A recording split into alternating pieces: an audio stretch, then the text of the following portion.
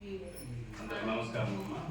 ఈరోజు అత్యవసర గ్రామ సభ మనకి 5వ జనజాతీయ గౌరవ దివస్ని నరేంద్ర మోడీ గారు ఆదివాసీ ఎక్కడైతే ఎక్కువగా ఉన్నారో అక్కడ ఈ యొక్క వేడుకలు మనం చాలా అప్పుడు ఆది కర్మయోగి అనే ఒక ప్రోగ్రాం చేశాం.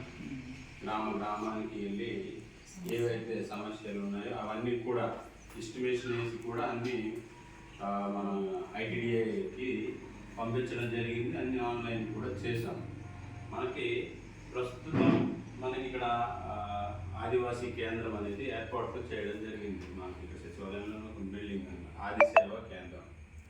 సో మనమైతే ఆల్రెడీ ఏ విలేజ్కి రిక్వైర్మెంట్ ఏమేమిటి అవన్నీ కూడా పంపించడం జరిగింది. సో మనకి ఏవైతే అక్కడ నుంచి గైడ్ లైన్స్ వచ్చినాక అప్పుడు వర్క్ అనేది స్టార్ట్ చేయడం జరుగుతుంది. అది కూడా 2029 లోపే మనం రిక్వైర్మెంట్ ఆల్రెడీ ఇచ్చాం. సో ఇవి కూడా మనకి ప్రజలందరికీ ఆల్రెడీ మెసేజ్ చేసాం, కానీ చాలామంది రాలేదు.